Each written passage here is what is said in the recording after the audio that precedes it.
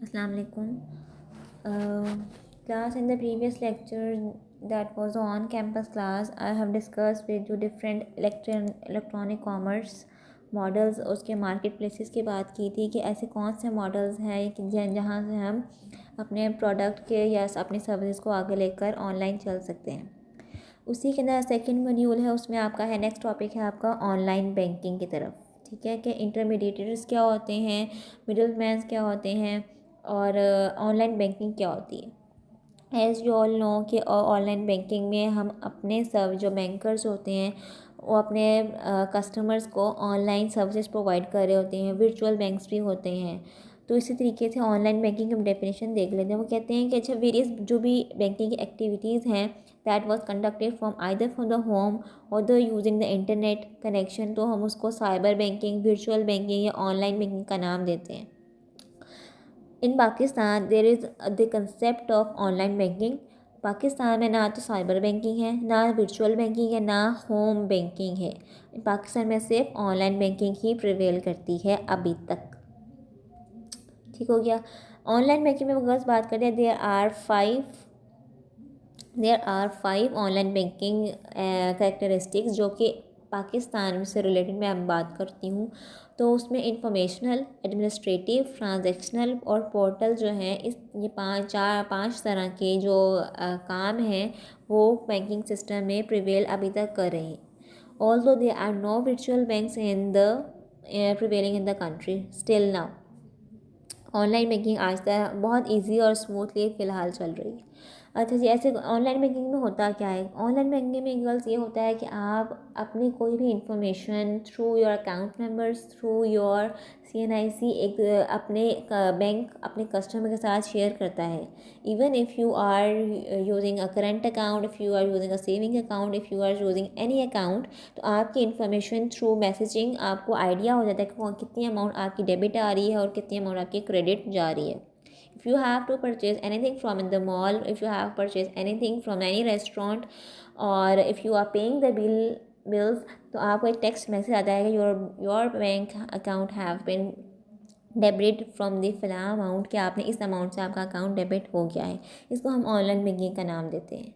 ठीक है, सबसे पहले तो इन्फॉर्मेशन शेयर करते हैं वो कि general bank information and history, financial education information, किसी भी तरीके की इन्फॉर्मेशन चाहिए, चाहे वो आपकी बैंक से रिलेटेड है, आपके इंस्टीट्यूशन से रिलेटेड है, तो वो इंटरेस्ट रेट से रिलेटेड है, चाहे वो आपके फाइनेंशियल कैलकुलेटर्स हैं, तो वो आपकी ऑनलाइन बैंकिंग में एक ऐप होती है, चाहे वो मीज़ान, लेट सपोज मीज़ान बैंक की ऐप है, लेट सपोज SBL की ऐप है, तो उसमें डिफरेंट इंफॉर्मेशनल एस्पेक्ट्स भी आपकी ऐप में शो हो रहे होते हैं कि आपका करंट बैंक क्या है, उसकी अमाउंट क्या है और क्या न्यूज़ आजकल चल रही हैं आपके बैंकिंग से रिलेटेड, तो वो अलग से आपकी ऐप में वो चीज़ें शो हो रही होती हैं।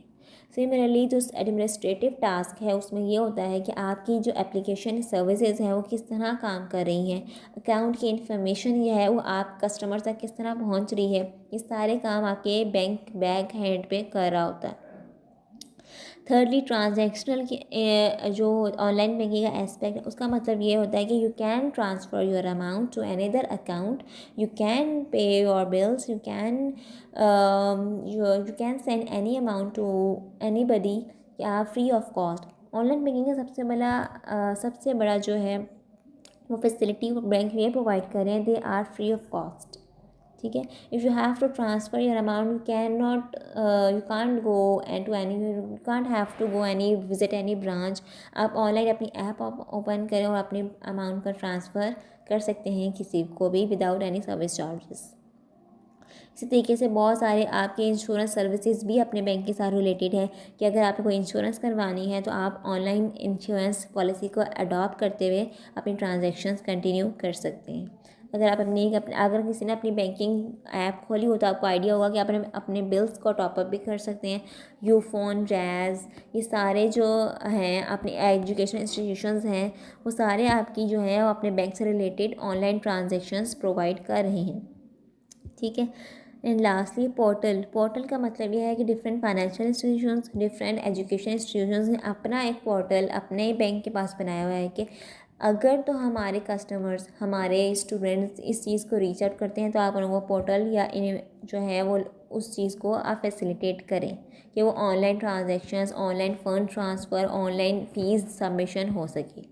जैसे एनटीएस है, डिफरेंट डिपार्टमेंट्स हैं, आपके गवर्नमेंट डिपार्टमेंट्स हैं, उन्होंने एक कम्युनिटी कायम की हुई है कि अगर वो आप हमारे पास इन्फॉर्मेशन आती है या कोई भी चीज़ें आप पे करना चाहते हैं वो ऑनलाइन भी हो सकती है। You don't have to visit the branch as soon as possible. ठीक है, आप घर बैठ कर भी उस चीज़ को ट्रांसफ़र या प्रोजेक्ट को अमाउंट को सबमिट कर सकते हैं।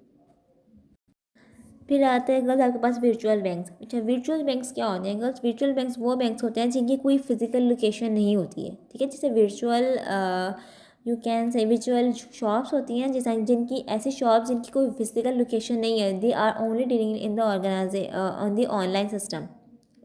रिसीव भी ऑनलाइन करें और डिलीवर भी वो ऑनलाइन करें, उनको कोई फिजिकल शॉप या कोई ऐसे स्पेसिफिक रिस्पेक्टिव शॉप्स नहीं है, उनको हम वर्चुअल बैंक कहते हैं। जो फर्स्ट बैंक था security first network bank, that was the first bank जो कि सिक्योर बैंकिंग ट्रांजेक्शन उन्होंने ऑनलाइन ट्रांसफ़र की और ऑनलाइन बताया कि हमारा कोई बैंक जो है वो फिजिकल फॉर्म में नहीं है, we are only dealing in the virtual bank.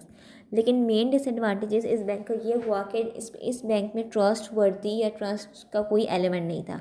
People started to invest in the banks but afterwards उनका कोई ये था कि ये एक्सपेक्ट था कि वर्चुअल बैंक्स में हमारे कोई गारंटी नहीं है कि हमारी अमाउंट किस तरह जाएगी, हमें कोई उनका आइडिया ही नहीं है कि अगर अमाउंट गलती से ट्रांसफ़र भी कहीं हो जाती है तो how home to home we can complain.